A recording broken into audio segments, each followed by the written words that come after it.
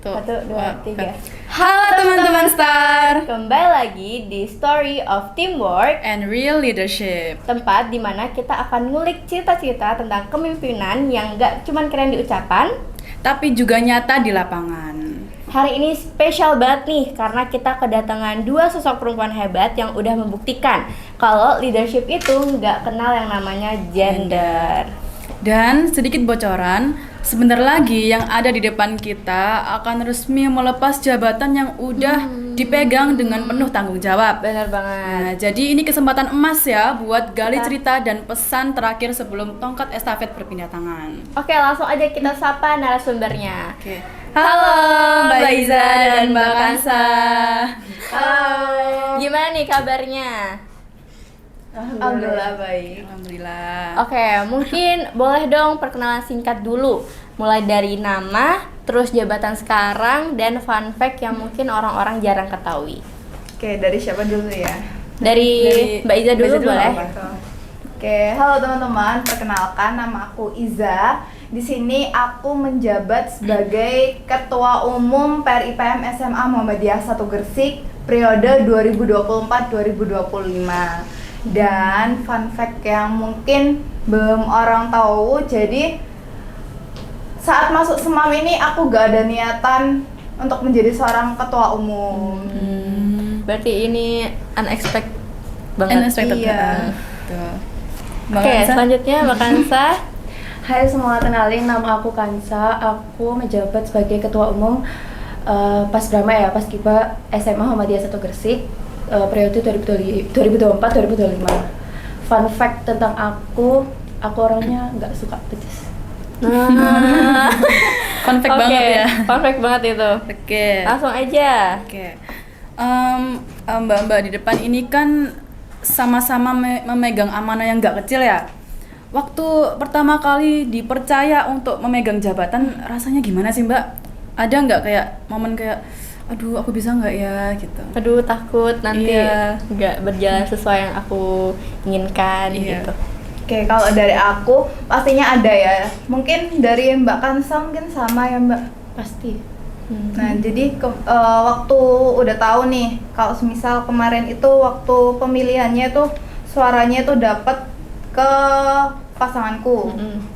Terus habis itu kayak mikir bisa gak ya, terus kan emang dari awal itu udah kayak pesimis gitu, soalnya dari sebelumnya tuh udah mikir pastinya nggak aku deh gitu, terus ternyata nggak tahu deh. Takdir ya. Iya.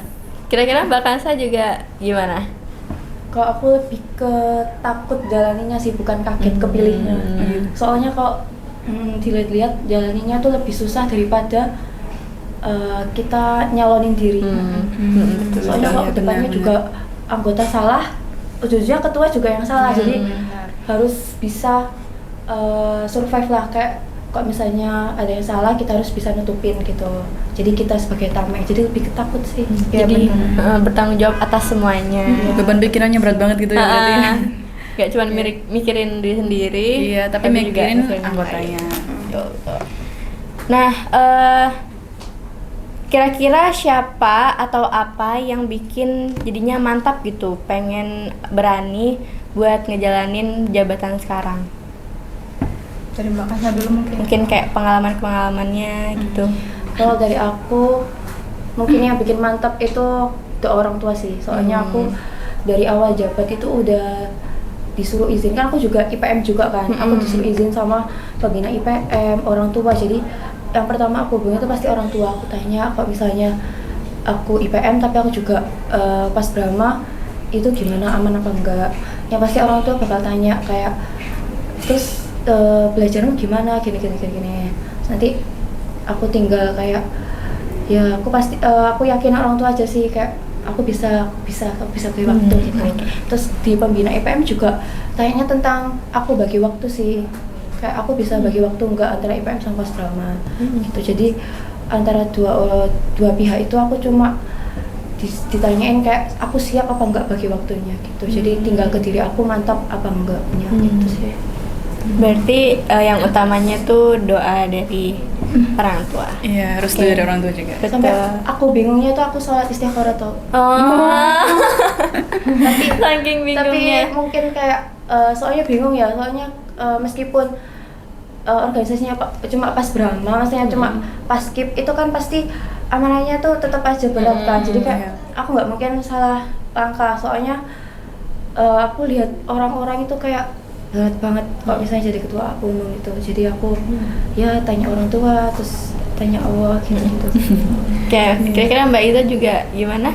Kalau dari aku apa ya, lebih ke ini mikir, soalnya aku pingin memanfaatkan sebagai apa ya, peluangnya ini loh. Aku mikir peluang kedepannya kalau misal jadi ketua umum itu bisa berdampak apa aja. Terus itu kayak ya aslinya tuh kayak minder gitu, terus akhirnya kayak beranikan diri, terus kayak bonek aja gitu.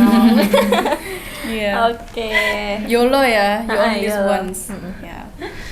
Nah, ini agak seru nih pertanyaannya. Yang pasti dalam setiap organisasi tuh ada momen yang chaos ya.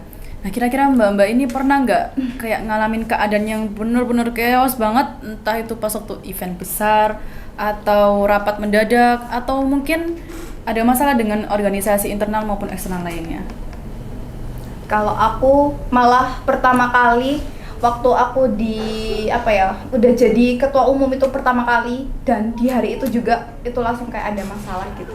Sama pokoknya internal, masih internal. Terus habis itu kayak kok gini, padahal padahal baru pertama kali gitu loh. Terus kok gitu, terus habis itu kayak kepikiran terus gitu. Terus itu sih hal yang kayak mungkin nggak bisa terlupakan. Sampai sekarang berarti. Iya. Kalau Mbak Kansa? Kalau aku sih mungkin dari internal juga, tapi kayak lebih ke aku sama pembina sih, soalnya pembina pas Brahma kan dari luar ya, jadi kayak komunikasinya kurang. Kalau IPM kan pembinanya dari Semam ya, jadi kayak komunikasinya tuh enak, kayak ketemu setiap waktu gitu. Jadi kalau pembinanya dari luar itu agak kurang enak gitu komunikasinya. Susah ya? Apalagi beliau kan juga ada kerja gitu, jadi Oh, kalau iya. aku butuhnya sekarang pasti kan beliaunya juga nggak bisa. Sedang sibuk ya. Iya.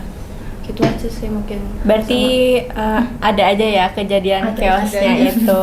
Nah, kira-kira pastinya kita ada sosok yang ngebantuin kita nyari-nyari solusi. Kira-kira itu siapa? Dari Mbak Iza, kira-kira ada partner in crime-nya nggak? Aku sih lebih cerita ke teman-teman sih. Gitu. Mbak Kansa juga? Atau memendam sendiri? Kalau aku tergantung ya masalahnya sama siapa. Kalau misalnya sama pembina itu pasti kayak aku konsul ke anak-anak gitu, maksudnya ke anggota-anggota aku kayak aku ada masalah gini sama Bang Nazar gitu, enaknya gimana gitu, aku jawabnya gimana gitu. Tapi kalau misalnya masalahnya sama anak-anak, sebisa mungkin aku nyelesain sendiri, soalnya kalau misalnya tanya sama pembina juga kan nggak enak, soalnya kan masalahnya tuh antara aku sama anggota gitu. Jadi kayak bukan ranahnya pembina gitu ya? Oke. Nah, mbak-mbak ini kan nggak cuma kerja di lingkup tim sendiri ya, apalagi ini tuh banyak banget personality, kepribadian, dan macam-macam jenis orang. Nah, tapi juga sering kolaborasi juga kan di Sama organisasi lain. gitu. Jadi kayak misalnya IPM juga kadang kan ada collabnya sama Pasbama atau Iya. mungkin dari Aremu gitu. Kira-kira bisa nggak diceritain kayak tantangan atau pengalaman yang paling seru gitu? Ini nggak sih pas Iya, waktu SFR terus sama Fortasi kemarin kan, Fortasi iya. itu kan campur ya sama Iya. pokoknya sama organisasi internal sekolah kan campur gitu. Tantangannya sih apa ya?